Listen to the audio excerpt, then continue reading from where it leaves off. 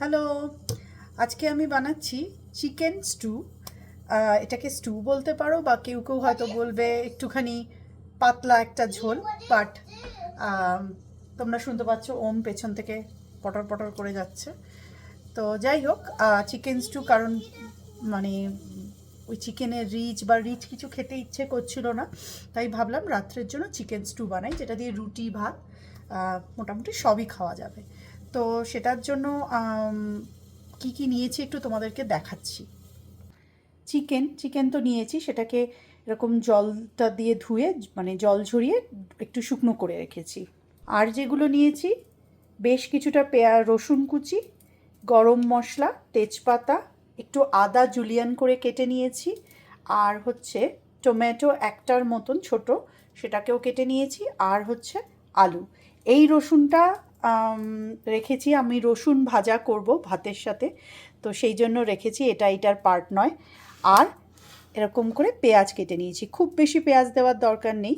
আর একটা টমেটো রেখেছি, যদি মনে হয় যে রান্না করার সময় টমেটো দেবো আর একটু, তার জন্য। আর একটুখানি বিনস নিয়েছি, গাজর থাকলে গাজর দিতে পারো, দিলেও খুব ভালো লাগে। আর বেসিক যে মশলা হয় সেই মশলা।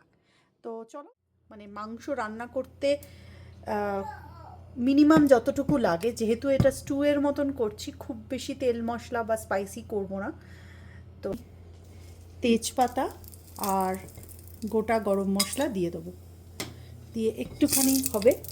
এর মধ্যে দেবো এবার বেশ কিছুটা রসুন কুচি, একটু রসুনের পরিমাণটা বেশি, তাতে রসুন এমনিতেও শরীরের জন্য খাওয়া ভালো, রসুনটা একটু এরকম হবে, ঠিক আছে। এরপরে দেব এই পেঁয়াজগুলো। এখানে কিন্তু বেসিক্যালি মশলাপাতি খুব কম দিতে হবে, মানে এটাকে যদি কারোর শরীর খারাপ হয়, মানে সেই ক্ষেত্রেও কিন্তু এইটা চিকেন স্টুটা করে খাওয়ানো যাবে, তো সেইভাবেই করা। এবার এই পেঁয়াজটা দিয়ে পেঁয়াজের মধ্যে একটু নুন দিয়ে দেবো। আমি কিন্তু চিকেনে কোনো ম্যারিনেশন বা কিচ্ছু করি না, এরকমভাবে পেঁয়াজটাকে একটু ভাজবো। এরপরে এই যে জুলিয়ান করা যে আদা, এরকমভাবেই দেবে, কোনো বাটা ফাটা কিচ্ছু দরকার নেই। এই আদাগুলো যখন ওই ঝোলের মধ্যে মুখে পড়বে খুব ভালো লাগে, স্পেশালি যদি কারো সর্দি জ্বর এই ধরনের হয়, এই রকমভাবে ঝোলের মধ্যে আদা দেবে, সেটা খেতেও ভালো হয়। এবং মানে সর্দির জন্য আদা তো এমনিতেই খুব উপকারী। তো এইরকমভাবে আদা ভাজতে ভাজতেই আমি যেটা করব, চিকেনটা দিয়ে দেবো।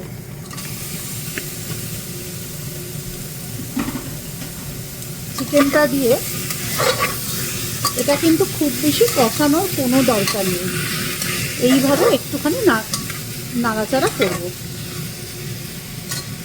আর যে টমেটোটা রেখেছিলাম সেই টমেটোটা দিয়ে দেবো, এবং আলু।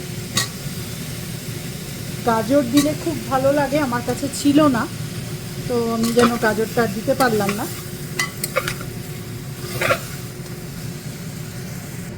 এবার আস্তে আস্তে যা আমাদের নর্মাল গুঁড়ো মশলা যেগুলো, সেটা দিয়ে দেবো। হলুদ দিলাম, সামান্য একটু জিরের গুঁড়ো, মানে ওই হাফ চামচের মতো। আর এর মধ্যে আমি কোনো ঝাল লঙ্কার গুঁড়ো দেবো না, জাস্ট কাশ্মীরি লঙ্কার গুঁড়ো একটুখানি রঙের জন্য। কোনো মানে স্পাইসি কোনো মশলা এর মধ্যে দেবো না।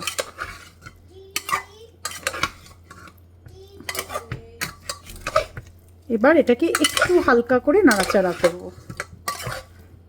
আর যেটা দিতে হবে, বেশ কয়েকটা গোলমরিচ, মানে গোটা গোলমরিচ দিয়ে একটু নাড়াচাড়া করবে যতক্ষণ না কাঁচা মশলার গন্ধটা জাস্ট চলে যায়, না হলে খাওয়ার সময় একটা বাজে গন্ধ লাগে। তো সেইটুকু অবধি জাস্ট কষাতে হবে। এই চিকেনের রেসিপিটা এতটাই সহজ, মানে ঘরে চিকেন থাকলে জাস্ট প্রেশার কুকারে, তো বিশেষ সময়ও লাগে না, খুব ঝটপট বানিয়ে নেওয়া যায়। আর গাজর দিতে পারো, তারপরে বিটও দেওয়া যায়, একটু রংটার একটু লালচে টাইপের হবে, বাচ্চাদের খাওয়ানোর জন্য খুব ভালো অপশন। তো আমার কাছে গাজরটা ছিল না আজকে, তো আমি এরপরে যেটা দেব বিনস। এগুলো আমার ফ্রোজেন বিনস বলে আমি একটু পরে দিচ্ছি, আর যদি তোমাদের এমনি নর্মাল বিনস হয় তাহলে আর একটু আগে দিয়ে মশলার সাথে একটু নাড়াচাড়া করে নিতে হবে। তো মোটামুটি দেখো আমার রেডি। এবার একটু নুন দেব, কারণ আমরা খুব সামান্য নুন দিয়েছিলাম, তো নুন দেব, দিয়ে একটু জাস্ট নাড়িয়ে এবার গরম জল, অবশ্যই গরম জল দেবে, যে কোনো রান্নাতে গরম জল দিলে টেস্টটা খুব ভালো হয়। আর এই দেখো জাস্ট ততটাই ঝোল দেবে যাতে ভেজিটেবলস বা চিকেনগুলো পুরোটা ডুবে যায়, আর এটা পাতলা হবে। এবার এই 3টে কাঁচা লঙ্কা গোটা দিয়ে দেবে, ভাঙা টাঙার কোনো দরকার নেই, ঠিক আছে? প্রেশার কুকারে লাগিয়ে 3টে সিটি দিলেই।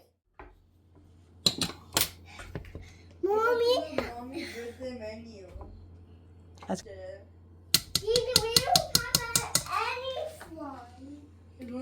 খেপে গেছে, স্লাইড খেলবে, আমি ওকে ফেলে দিয়ে দিয়েছিলাম।